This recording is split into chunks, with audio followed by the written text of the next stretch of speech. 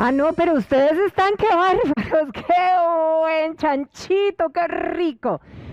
Pero bueno, vamos a hablar ahora sí también de algo que nos atañe a todos y que es bastante importante, y sobre todo porque en esta época, lastimosamente, donde estamos tratando de relajarnos, donde estamos tratando de disfrutar, pues la seguridad se vuelve mucho más sensible, no solamente en los hogares de los costarricenses, sino también en los ciudadanos que circulamos por las calles. Por eso hoy quisimos invitar a la experta, quien nos va a ayudar a ubicarnos un poquito en la realidad. Tania Molina, muchísimas gracias por estar con nosotros esta mañana. Gracias a ustedes de nuevo por la invitación. Tania, cambia el comportamiento del AMPA, de los ladrones en esta época. Sí, efectivamente cambia porque cambia el comportamiento también de las personas, ¿verdad? La gente está en vacaciones, el grueso, hay mucha más disponibilidad de dinero, aguinaldos, efectivo, movimientos, mucha gente está muy distraída y obviamente el AMPA aprovecha que hay gente que está en vacaciones, que hay gente que va a salir del país y que además, precisamente por la época, por la festividad, están, ¿verdad?, más predispuestos a reunirse, a participar de eventos y a estar distraídos, y de alguna forma los delincuentes, por supuesto, están haciendo un análisis constante porque a eso se dedican y se aprovechan de que efectivamente la gente está distraída. Ahora, en esta época, sin embargo, también hay gente que continúa trabajando, continúa sus quehaceres, ¿verdad? Gente, por ejemplo, que trabaja en los hospitales, gente que trabaja en maquilas, que trabajan, digamos, en 2 turnos, ya sea en la mañana, otros en la noche, por ejemplo. Si tenemos que circular de noche, ¿verdad? ¿Cuáles serían, digamos, esos consejos para poder transitar de manera más segura, por decirlo de alguna manera? Lo ideal sería que uno, cuando va a salir del trabajo y tiene que ir hacia las paradas y va a buscar, obviamente, el transporte público, lo haga en compañía de otros compañeros. Pero si eso rotunda... No solos. Sí, pues sería lo mejor, ¿verdad? No movernos solas o solos, pero si tenemos que hacerlo, pues propiciar no caminar por sitios oscuros, ¿verdad?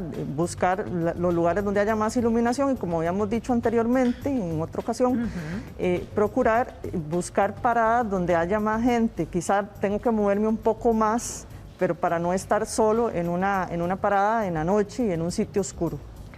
Qué increíble. Nos habías mandado, Tania, alguna información, y cuando veo, o sea, lo que se da más, ¿verdad?, son los hurtos, los robos y los asaltos. ¿Cuál es la diferencia entre hurto, robo y asalto, que más o menos oscilan entre 13.600 casos, 13.000 y 9.000 casos?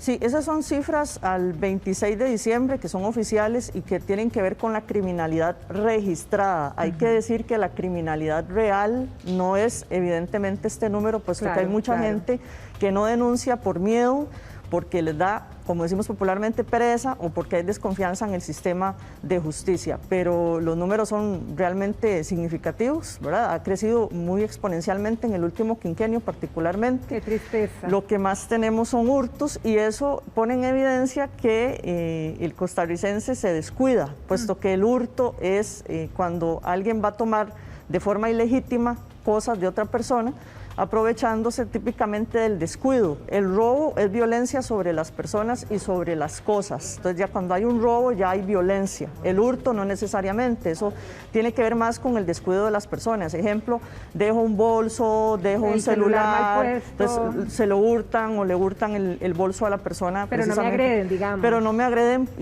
y ya cuando hay agresión, cuando hay violencia, tiene una connotación diferente, que es el robo.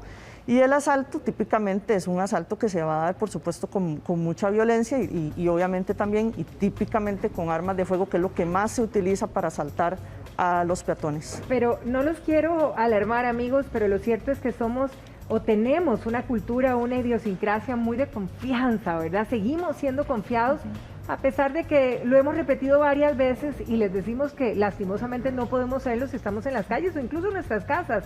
Vean las cifras, hablamos de un hurto cada 38 minutos, un robo cada 39 minutos, un asalto cada 57 minutos. O sea, esto es el pan de minutos, no de cada día. Exactamente, sí. Y eso es, como les decía anteriormente, lo que la gente está denunciando y son cifras que pertenecen al OIJ. O sea, hay que hablar de la cifra negra, que obviamente es muchísimo más exponencial que los números que estamos presentando, que son datos muy interesantes, lamentables pero interesantes, que se pueden encontrar en la página oficial del OIJ. Ahí quedan evidencia exactamente qué es lo que pasa, a qué horas, cuáles son los días de mucha más incidencia, incluso cuáles son los meses en los que hay picos, ¿verdad?, de criminalidad. Pero sí hay que destacar que efectivamente los números ponen en evidencia que los costarricenses son más desconfiados cada vez, ¿verdad?, lejos de cuidarse conforme pasa el tiempo, se descuidan más, la gente camina. Seguimos pensando que no va a pasar nada. Tania, si uno va por las calles y ¿verdad?, aparatito, de que prácticamente toda la ciudadanía tiene, o sea, no sé cuáles son las cifras, pero la mayoría maneja celulares en este país. Y vos ves en las calles, en los centros comerciales, en todos los lugares públicos, la gente anda, uno anda con la cartera y con el celular en la otra mano, ni siquiera metido en la cartera, o la gente anda hablando, o la gente anda por el centro de San José, embebido en la música, agarrando el celular aquí, o leyendo los textos, y no se está fijando lo que pasa alrededor. Sí, en el entorno, efectivamente. Ahora, casualmente lo veía cuando estaba aquí afuera, un muchacho con el celular, con los audífonos, escuchando música con volumen muy alto, que obviamente hace que nosotros perdamos el control del entorno. Y algo que también es muy lamentable es que hemos visto que el uso del celular incluso se da cuando las personas conducen. Vemos a la gente conducir, y van con mensajes de texto con la otra mano, entonces pierden el control absolutamente, ponen en riesgo a los demás y por supuesto se ponen en riesgo en las vías públicas. Ahora, mucha gente se pregunta, ¿verdad?, ¿por dónde he de caminar, verdad? Tiene que ser donde esté más iluminado. Muchas veces las aceras en algunos lugares no son las más iluminadas y de repente uno ve gente caminando en plena vía pública, que bueno, me parece que tampoco sería lo ideal, porque por media calle también estás exponiéndote, ¿verdad? Sí. Pero está más iluminado. Está más iluminado, pero en la medida de lo posible nosotros deberíamos de caminar en la acera y ojalá en la parte, digamos, interna de la acera y no hacia la colindancia con las vías públicas y con la calle, no solo para evitar un accidente, sino porque eventualmente vamos a estar más disponibles para un accidente y para que los delincuentes que típicamente van a hurtar o a robar o a asaltar, lo van a hacer en las vías públicas y es una ruta de escape más inmediata. Entonces, si estamos más cerca de la calle, estamos más cerca de los delincuentes de alguna forma. Entonces, es muy importante que estemos muy pendientes, ¿verdad?, de la acera por donde vamos a caminar. Y pues no necesariamente van a estar iluminadas, pero sí anticiparnos, ir viendo 100 metros hacia adelante, ir viendo hacia los lados, pero no caminar tan cercanos a las vías públicas que son las calles como tales, para los rutas de escape para posibles delincuentes que nos vayan a asaltar. Ahora, mientras que estabas hablando, Tania, teníamos unas imágenes que si me las regalan para volver a verlas, porque precisamente a eso nos referimos.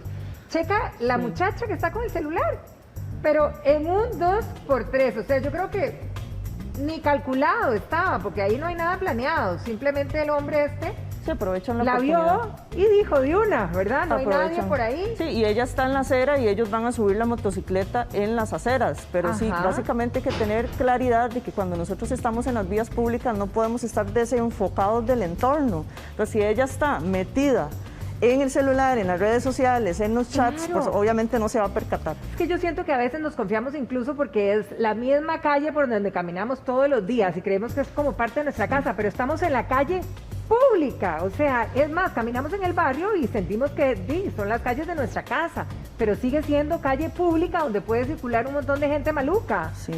Ahora, la gente que transita en buses, por ejemplo, por la noche, específicamente donde uno tiene más recelo, ¿hay algún estudio, alguna recomendación con respecto a dónde podría ir sentado más seguro si me siento delante, cerca del piloto, o me voy para atrás? Bueno, eso es tan relativo, ¿verdad? ¿De dónde podría estar más segura si estoy en un autobús? Exacto. Típicamente deberíamos de buscar la cercanía hacia las puertas, hacia la salida. Muchas veces buscamos también estar lo más cerca posible del chofer por alguna situación que se vaya a dar de riesgo, de robo, de hurto o de asalto. Pero si el chofer es víctima de un asalto, nosotros vamos a quedar muy cerca, obviamente, de una situación de riesgo. Entonces, recomendable estar en el centro o lo más cerca de las puertas, pero pues no a la par, como ya se ha visto en múltiples casos, que cuando se da un asalto al chofer, aprovechan y asaltan a las personas que están en las primeras filas, ¿verdad? Pero ahora no necesariamente vamos a tener la oportunidad de escoger nuestro sitio en un autobús.